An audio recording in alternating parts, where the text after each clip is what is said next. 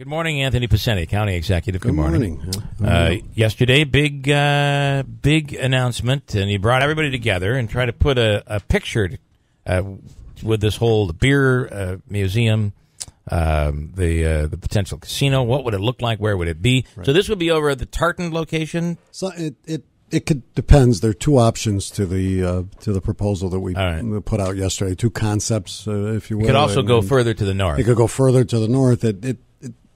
I tried to lay it out and to show that there's different possibilities there, and while I made it clear that there were some buildings that were missing, I didn't want to offend anyone, and we talked about that. Well, the hospital people are very offended because we said that we can move it.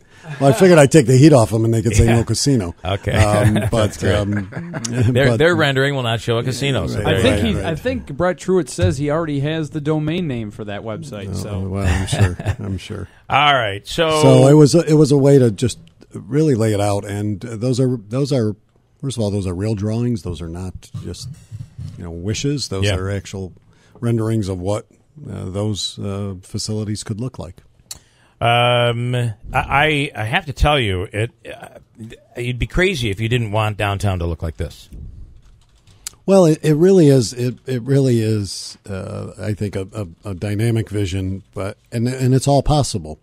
I think that's the other. That's really the most compelling argument to make, that all of this is possible. This is not pie in the sky or wishful thinking on that. Those are concepts, and those are areas that can be developed in that regard.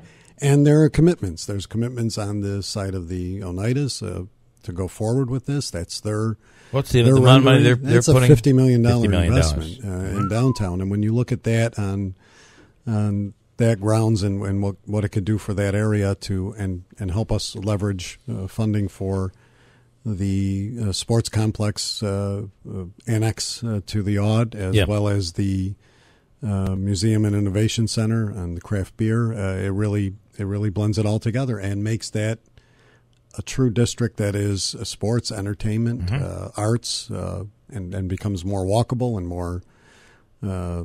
more attractive. And the goal is to attract more people and to retain people, and doing so in a fashion that has all of these amenities that serve not only the people that live here, obviously, that have more to do, and more is happening down there, but attracting more people as a tourist attraction, and we can do that. So I'm looking at Concept 1, and it reminds me of when I was working in Providence with Buddy Cianci, and he moved channels of water to create a water situation downtown. You're adding water downtown. Well, they did. Remember, they moved channels of water back years ago. Yeah. The canal was a risk. The canal was there. Yeah. I mean, but this would be in a pond fashion, and those renderings were something that we threw in or were put as part of the areas of green space that are possibilities. Okay. Now, those are everything that you see, with the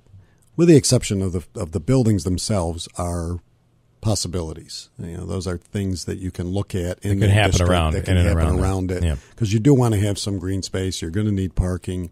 There are ways to address that. And as I said before, we know there are parcels. There are a couple existing business. There's an existing business on that main site of the former Washington Courts facility. The Tartan building is soon to be under control of the Aud Authority to clear that. Is that through site. Eminent Domain? Is that it is? Okay. It is, and but Eminent Domain has a purchase to it, so it's not just I think that gets lost sometimes in translation. But is this can I ask you on the owners of that property? Are they going away kicking and screaming, or is this a way for them to sell that property? I don't think so. I think I think it's this the overall aspect of the marketplace that now it's worth more than it was worth before. It was worth 5 or 6 or even obviously 10 years ago. So I think it'll all work out. Again, Concept 1, then there's Option 2. And Option 2, the difference between the two?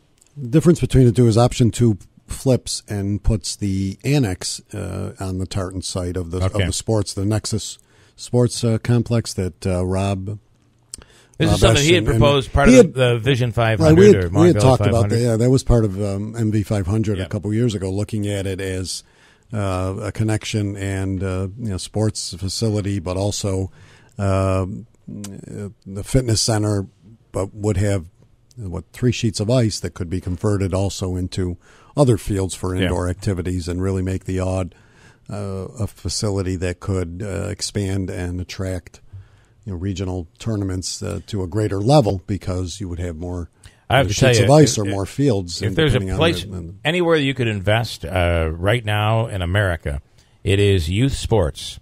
Get a hold of the money parents are spending on making their kids potentially professional athletes, or travel ball, or travel hockey, or whatever. I know. I mean, we have Pete Rahill, who's the county attorney, has a couple boys who play hockey. Yeah. And Pete's last weekend he was in Connecticut. The weekend before they're in Toronto. Yeah, all over the place. His wife's in one direction, he's in another. In terms Look at what's of happening in Cooperstown. And someone made a comment yesterday when we talked about this, that's the kind of facility that will ultimately pay for itself, because we are, and we know we're a hub for that. We have teams. We have such a large hockey contingent and soccer contingent, and lacrosse is getting even bigger in our county than it was before. 315-736-0186 is our phone number if you have a question for the county executive. Of course, yesterday was the unveiling of renderings, and it's conceptual at this point,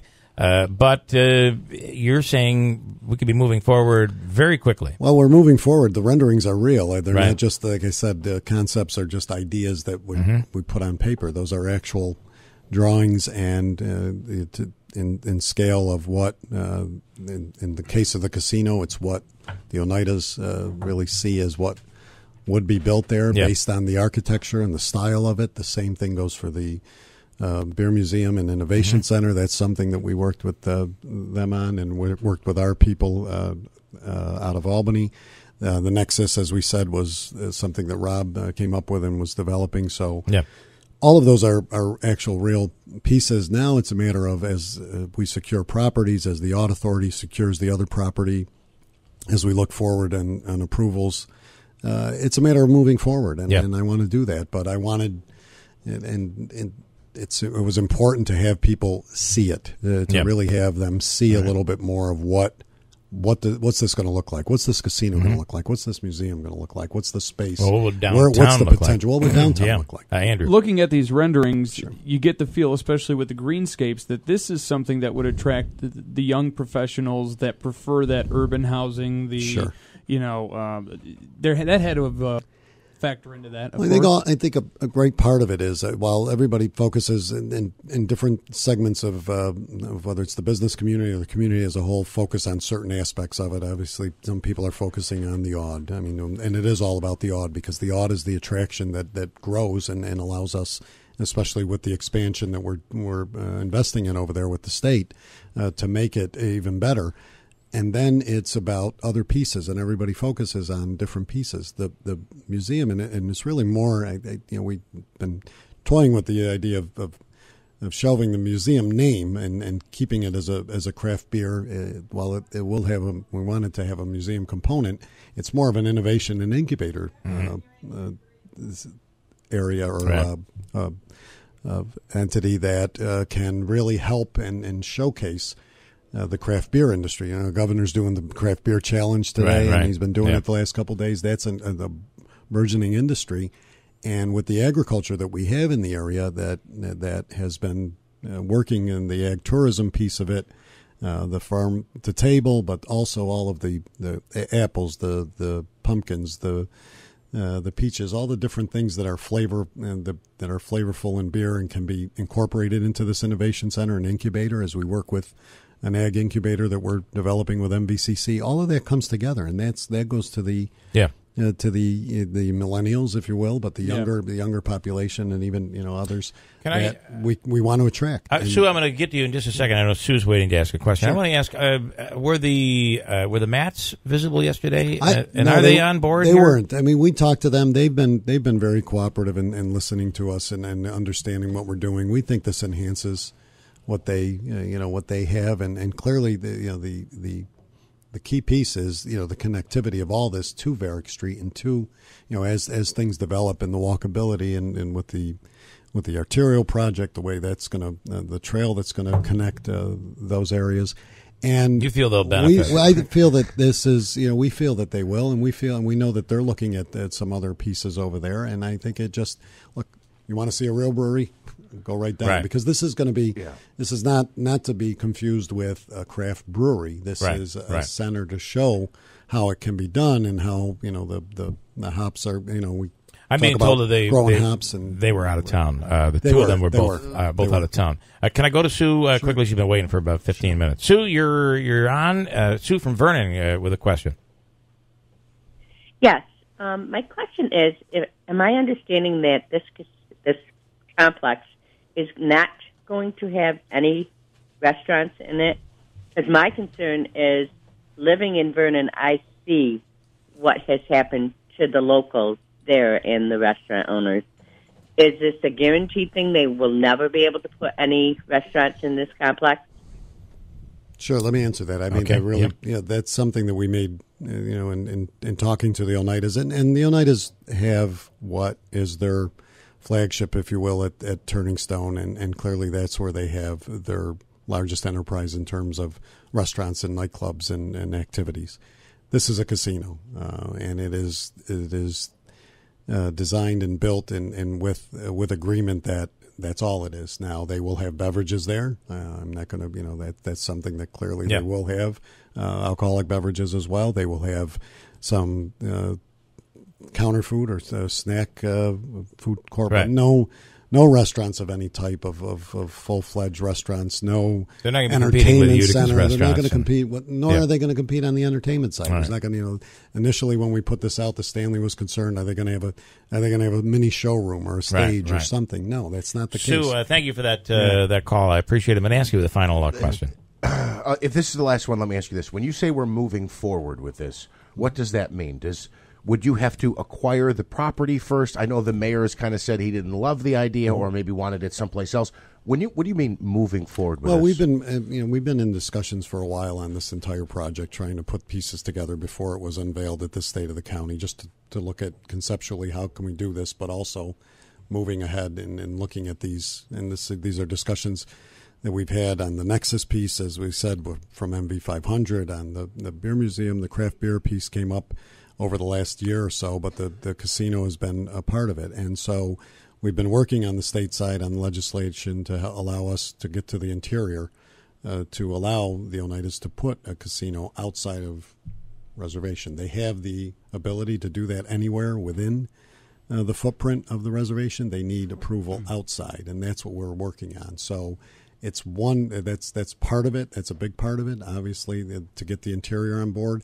And then it's to get intent on the property, which the lot we're looking at is a lot that the Aud Authority owns behind the Aud. So it's not. You don't need city approval. We don't need city approval on that. And if you use eminent domain on the tartan. Eminent domain on the tartan. But, I mean, those are all pieces that are coming through. And now it's a matter of lining up other funding. But understand we have funding on that. Okay, we're posting the electronic version of this up on our website. All the pictures, the renderings. It does look impressive, and whether you're for the casino or not, if you look at these pictures, it'd be pretty awesome to have downtown look like that. I'm out of time. All right. But I'm just making that comment. It'd be pretty awesome to have downtown looking like that. It would. So check out the take the time to look at these pictures, and who knows where you end up on this. Tony Picente, thank you for taking the time this morning. My pleasure.